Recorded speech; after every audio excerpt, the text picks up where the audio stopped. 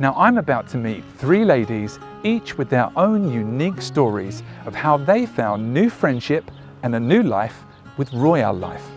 They've invited me over for a coffee, so let's go and have a chat and find out more about their special stories. So ladies, can I just say thank you so much for inviting me to come and join you. I can't wait to hear all of your stories. It's lovely to meet you in person. So Beryl, tell me a bit about how you started your journey with RoyaleLife. Well, I was born in Suffolk, and 20 years ago my husband went to work in Wales, so we've been living in Wales for 20 years. But my husband died 7 years ago, so I've got a 4-bedroom split-level house, which is very hard to manage, and my daughter lives in Margate. Son lives in Canada, so I'm not going to Canada. That was important for me to be near the family as I grow older. So I started to look before the pandemic in Broadstairs and flats and apartments, but nothing was quite right, and they didn't have their own space. I'm an outside person. I like to be outside, and I wanted my own space outside. And then after looking at sort of things, I read my Saga magazine, and we looked in there, and Herne Bay, my daughter came to look at the plot, because in the pandemic you can't move, and then I found out that Stately Albion were made in Wales, South Wales. So I went to look at all the show houses there, daughter came to look at the plot, and that's how it started. That's fantastic. And so it was an advert in Saga magazine. Yes. And one of the things we advertise, which you may have seen, is the 100% market value. Is that something that you took advantage of? It is. I mean, when I first contacted Sharon, she obviously sent me lots of info and everything. And the 100% market value, you tend not to believe. Yeah. But I had the estate agent come and value it for me before they came. Yeah. And when they came, they offered me very similar to what he was, because I don't have to pay the estate agent. I don't have to pay a solicitor. So it was a very good deal, and I'm just really, and there's no hassle. I don't have to have anybody around the house. In the pandemic, it was all difficult anyway. So it was very easy, very easy. Yeah. And did you get the licence to occupy when you were moving, the period of time that you're allowed to have the keys? Yes, I wasn't pushed out, nobody was in a hurry. I could take my time. As soon as it was ready and I was ready, it was no hassle. We could pick your time and move. That's great, because it takes away, the first thing I think people think of when they're moving is the stress. Yes. There's so much to organise, there's so much to worry about. So I'm really glad that didn't have to do any of that, you see, nothing. Brilliant. That's great to hear. Really good. Yeah. Good. Yeah. Now, Andrew, I understand that you had a different journey to that, and I believe you had seen it here, you were interested. Yes. But you bought from an existing resident, is that right? Yes, that's right. When I came, I lived in London. Originally, I'm Indian, and I was born in Kenya, and I lived in London for such a long time, and got married here in England, and then my husband passed away about 7 years ago as well, and we had lovely life, and we had a beautiful home in London. And I could not live in the same house for such a long time. I've lived there, but I had to move from there, so I needed a smaller place to manage on my own. So my daughter was helping me out, and she said to me, "Mum, would you like to come to Herne Bay and have a look around there?" So I said, "I've never been to Herne Bay." So she said, "All right, Mum, you would like this area, it's lovely." We saw on the internet by chance, the previous owner was selling their house, and they said, we said, "Would you like us to come and view it?" So we arranged a viewing, and I loved it. And as soon as I saw it, it was like a little heaven tucked away. and it was beautiful, and I thought, this is my space. I came here to live. At first I thought, I'm on my own, I've got to get used to this area, and it was amazing to just go for a walk just by the beach. It's just 5 minutes away from me. And it was amazing, and I soon got settled, and I love it. And neighbours are lovely now, and at that time there weren't many neighbours, but it's beautiful now, and I really get on well with everybody here. So that is so great to hear. So great to hear. I'm so pleased. So lovely to stay here. And good. I'm enjoying every minute of it. My space. I've made friends. Neighbours are good. They're very helpful. My neighbours. During the lockdown, they did come across to help me, to show me around, and the shops, and so no problems.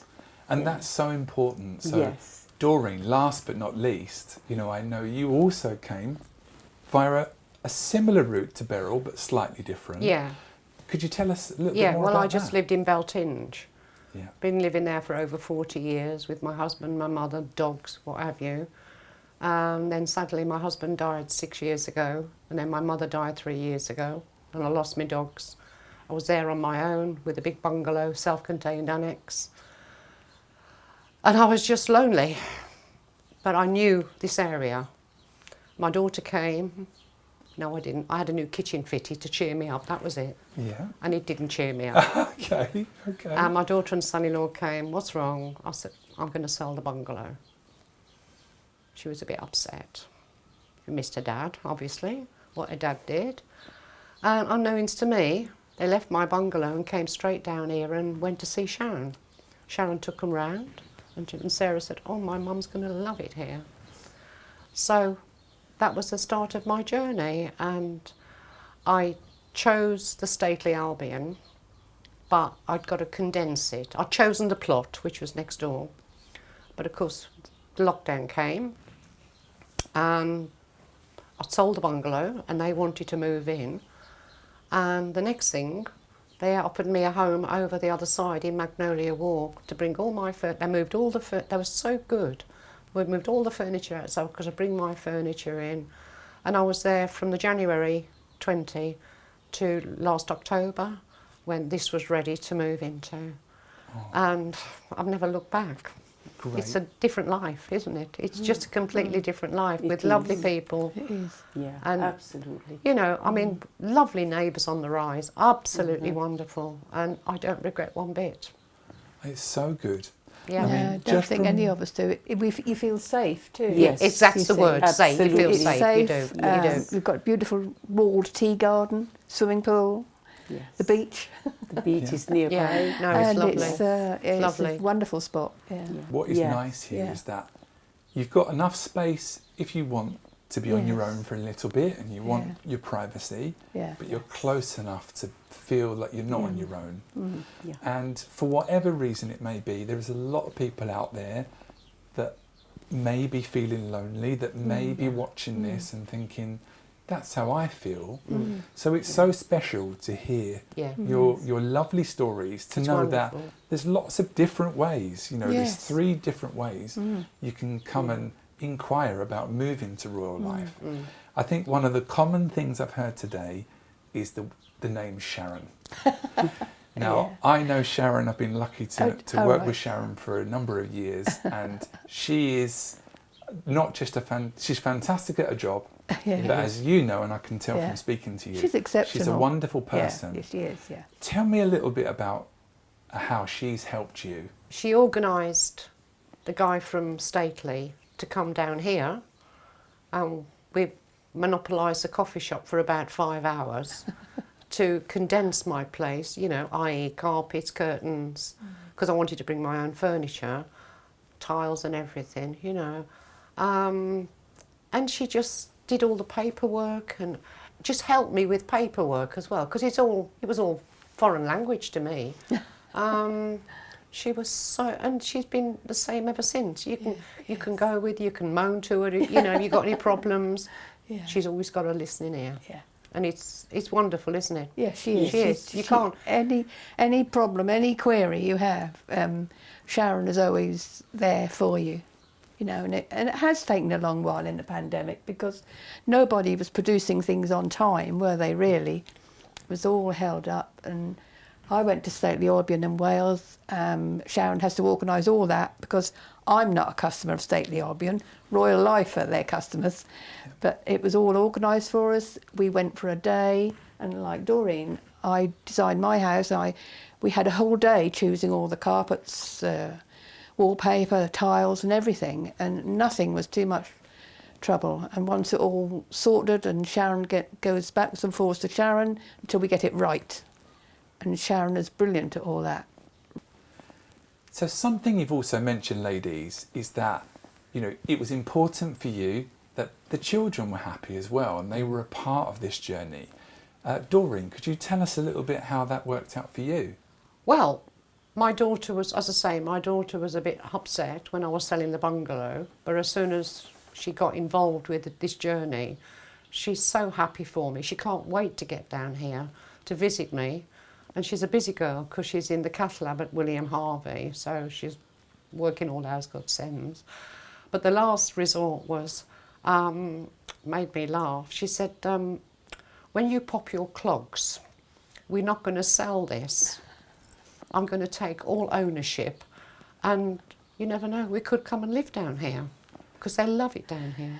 Which is a really good point you make, Doreen. We get asked that question a lot, and these homes get passed on in the same way that the and I think it's normal wonderful. property. My daughter said the same thing, actually. Yeah, but of course Clive says, "Oh my God, we've got Sarah coming to live by us," you know, because they love her. Yeah. You know, she keeps the place alive when she's down here. You know, it's a lovely. I think it's a lovely thing. Thought. Really good. Yeah. Really good. Yeah. Andrew, you mentioned your daughter. Yes. She was happy. My daughter, she would love to come and live here, but she is a traveller. She travels all around the world, and I don't see her settling down here. But she's happy for you. She is happy. She is very happy for me now. Since I've settled, at first I felt isolated, but as soon as I know friends and know my whereabouts here, I feel comfortable now, and I wouldn't have any other way. It's so beautiful here, peaceful, just what I want. And I do have a little pet. His name is Henry, and he is a cockatiel. Oh. And he flies around on my shoulders sometimes and plays with my earring. Oh, and I've had him for about 20 years. Oh, that's nice. So, yes. That's really nice. That's about my daughter, yes. And Beryl, you did mention, I think you mentioned about, you have was it a son in Canada? Our son lives in Canada, Yeah, but your daughter was Margate? Yes. So she's happy, they're happy for you. It's a long way across the country to Wales too. From West Coast to East Coast. It takes far too long. Yeah. So the older you get, you feel you need to be near the... And she didn't push me. She let me make my own decision. But once I made the decision, she came to the plot and looked at it, and country park is near, the beach is near. She said it couldn't be better. Oh, that's good. So good. Now, you mentioned pets, Andrew. Yes. Now, you don't have other pets, as in dogs or cats, do you? But, No. Doreen, I hear that you're very popular here with the dog owners. Tell us more about that.